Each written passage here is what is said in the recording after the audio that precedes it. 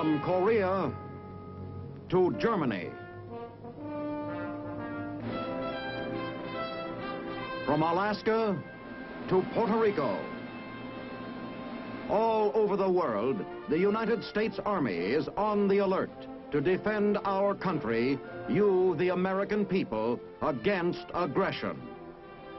This is The Big Picture, an official television report to the nation from the United States Army.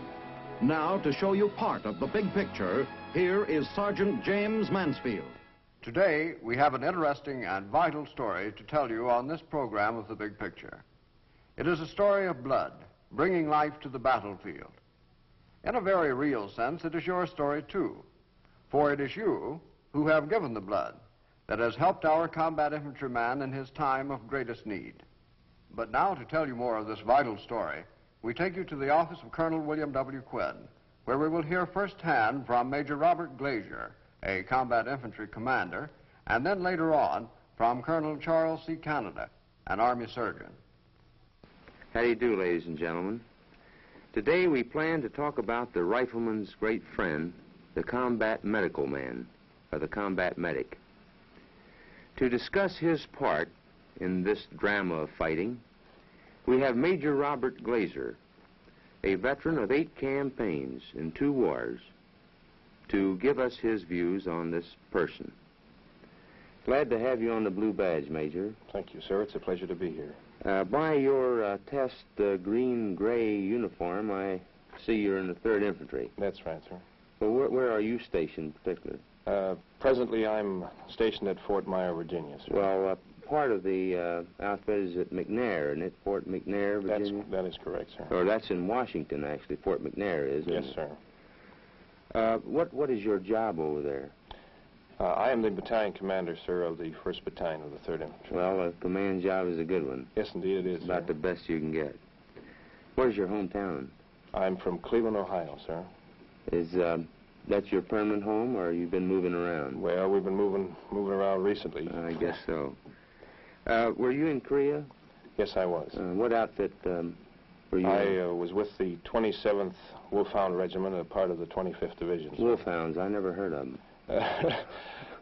Well, Should I? yes, indeed, sir. Considered one of the finest outfits that was Well, commissioned. I'll assure you I have heard of them, and I hope that you've heard of the buffaloes. Yes, indeed, I have, sir. Well, there's a couple of rough animals. Well, look, Major, what is your particular feeling about this combat medical man?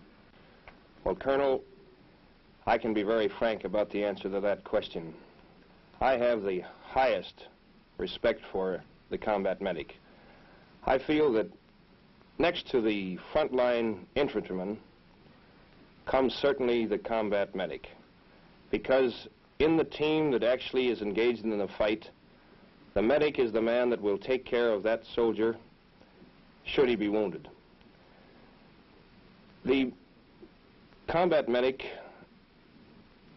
you must understand, is not armed.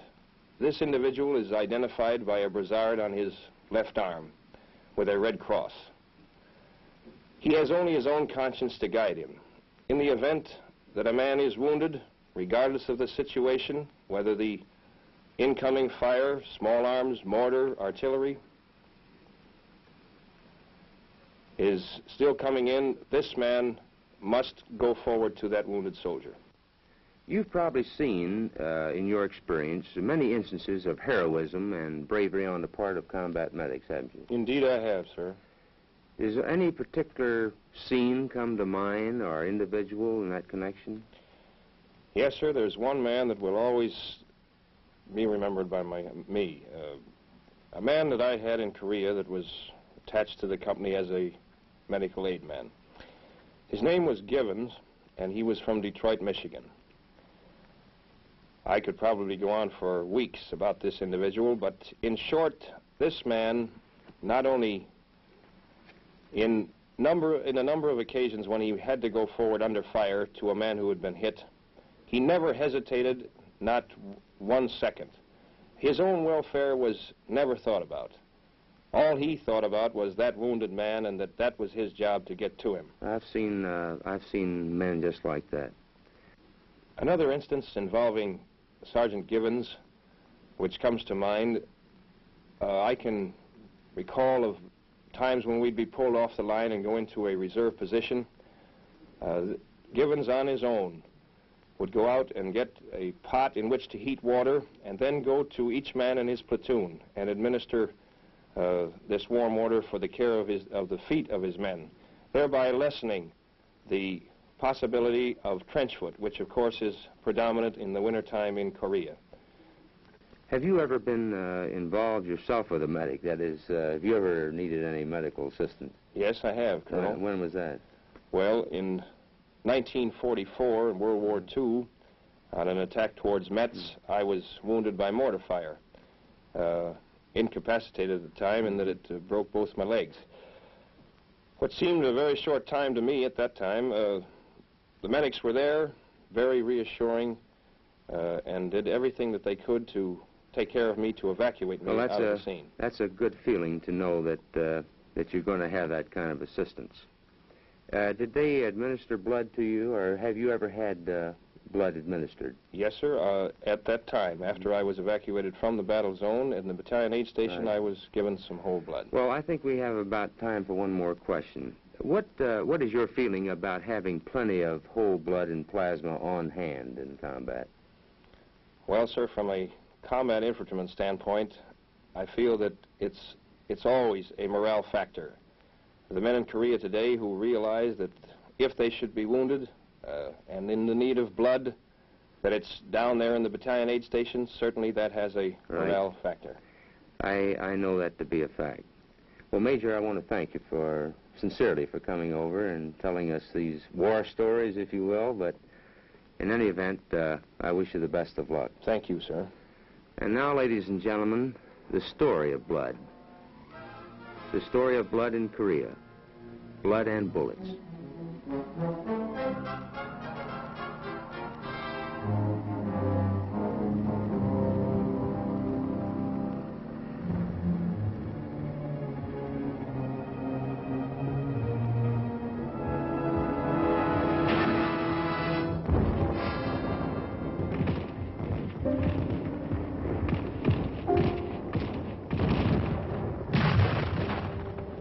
Every victory has its price, a price often paid in blood.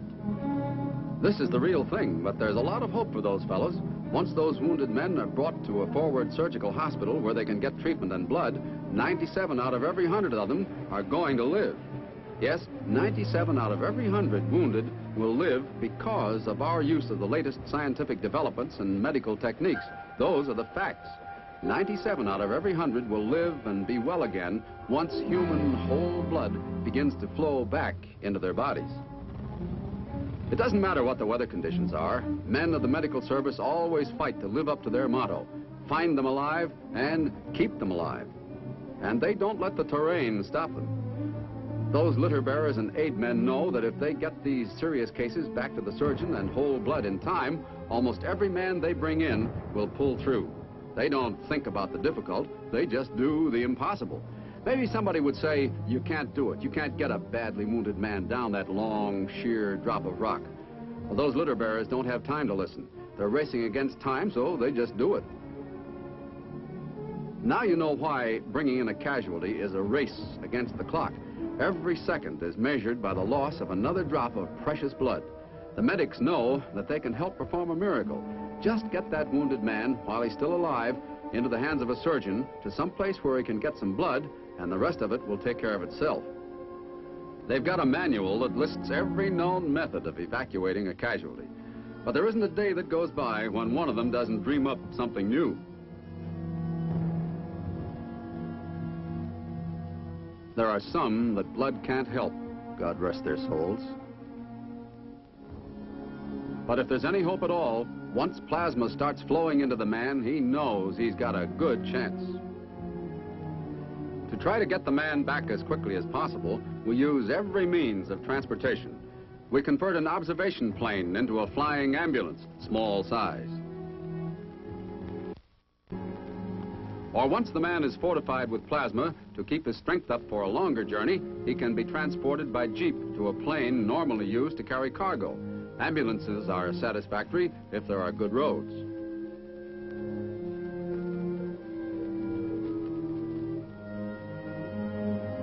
Helicopters, or perhaps we should say heli-ambulances, cut down those life-in-the-balance seconds between the time a man gets hit until he can get to medical care and blood. Sure, it's risky, but the pilot isn't thinking about that. He's thinking about that wounded man and how to save seconds, how to save a life.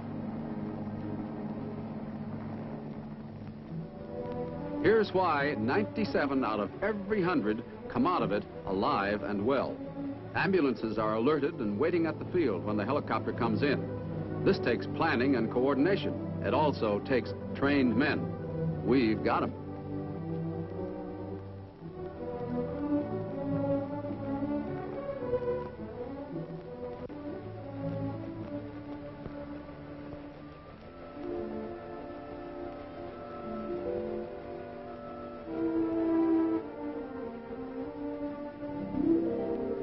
And there are always willing hands that gently carry the man to the ambulance.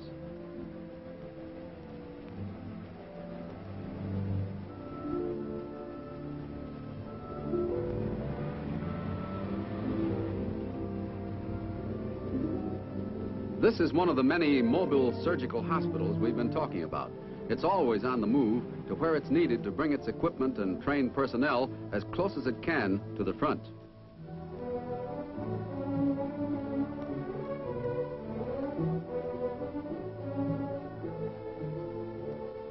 This man is going to make it. He's getting blood. No one minimizes the life-saving qualities of modern drugs like penicillin, nor do we forget the value of anesthesia and oxygen. And we're thankful for the steady hands of our surgeons. But modern drugs and skilled doctors can't do it all. They need the help of whole human blood, which flows from volunteers. The blood that's performing miracles on the battlefield comes from a great mass of people who want to help an unknown soldier before it's too late. Extreme care is taken before a volunteer is accepted. No one is allowed to give blood who will be harmed by the loss. Despite every advance in research, only the human body can manufacture blood. This great secret of nature is not solved. We've found no substitute for human blood. Today, we are calling on every available person to donate blood.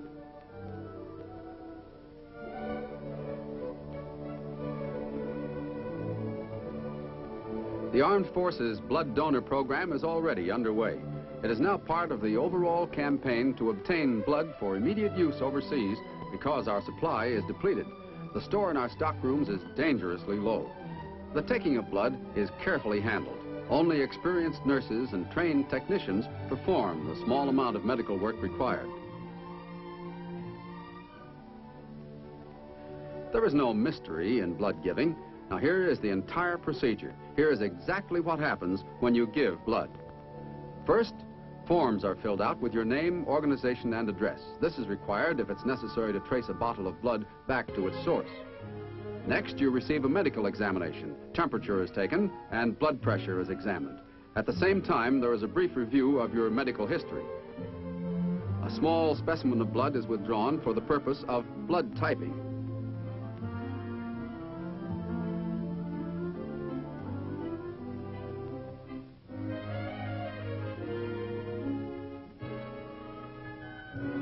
After you pass the medical examination, and only then will you be allowed to donate blood. And the final step. Giving blood is brief, simple, and painless, and only takes a few minutes.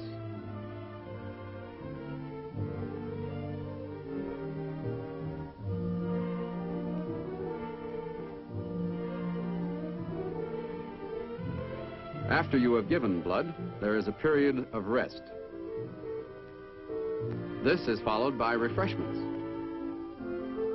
And that's all there is to it.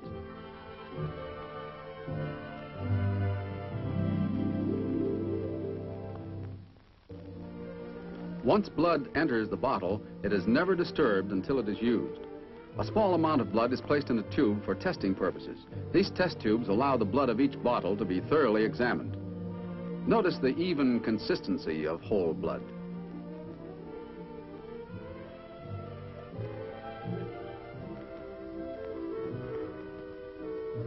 To simplify the tests, the tubes are placed in a centrifuge for the purpose of separating serum from cellulose substances.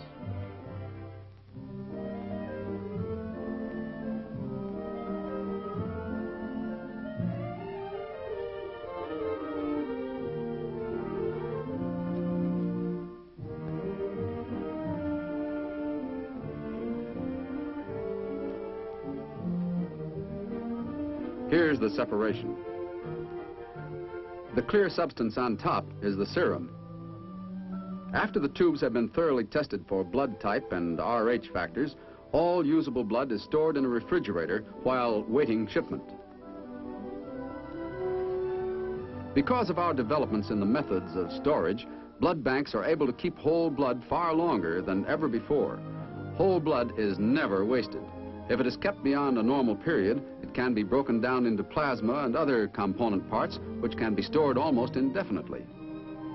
Extreme care is taken during the shipment of blood. It must be properly packed in ice and maintained at the low temperature so necessary to keep it in perfect condition.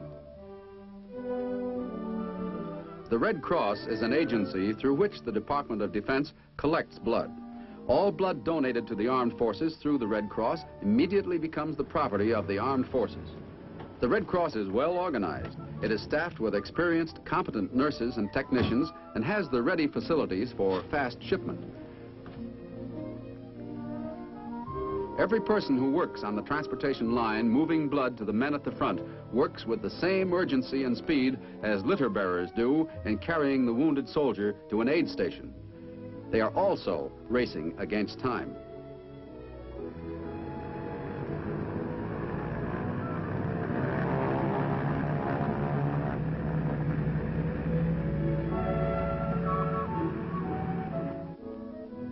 Because of our great need, all general hospitals within the armed forces are now preparing to receive blood contributions. You can go there or to civilian hospitals that are also joining the campaign. We need far more than the demands of one military operation. Blood banks must be full, ready for use whenever the call may come. Shaking prevents clotting. The colorless fluid maintains the blood for long periods of time. Whole blood is being shipped continuously throughout the world every day of the week. Transfusions were used in World War I, but at that time we didn't know as much as now about storing blood. Still, blood saved many lives. During World War II, we found a way to preserve whole blood for at least 21 days and to store plasma for years. Because of this development and filled blood banks, we saved better than 95% of our wounded. Today, we can do better than that if we have the blood. Whole blood must be shipped to wherever men fight, and the need for blood is not confined to any one branch of military service. Eager hands keep the blood moving toward its final destination.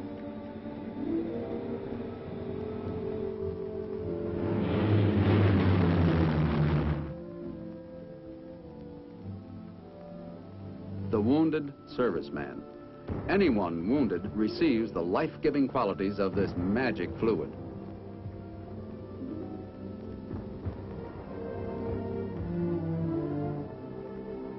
Or the blood may be on its way to the wounded on a hospital ship at sea. Wherever there are casualties, there must be whole blood to pull them through. And the need for whole blood is continuous. Many extra pints are required during long periods of convalescence. At this very moment, whole blood is needed at the front. There is no ice now because the bottles will be empty in a few minutes. These bottles have to reach someone waiting at a small pinpoint on the map. Some unknown donor's blood taken from him thousands of miles away is now on its final flight to help bring a serviceman back.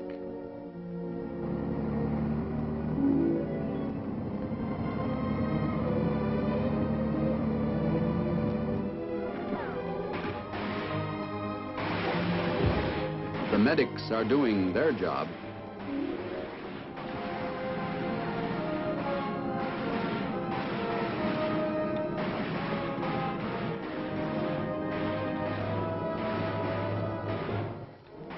In a few seconds, the litter bearers will do their part. You must do yours. As previously announced, we have as guest today Colonel C.C. Canada, formerly the personal physician of General MacArthur in Japan. Colonel Canada, welcome to the Blue Badge. We're happy to have you with us. Thank you, Colonel Quinn. Very glad to be here. Incidentally, speaking of your job out there in Japan, how was the General's health?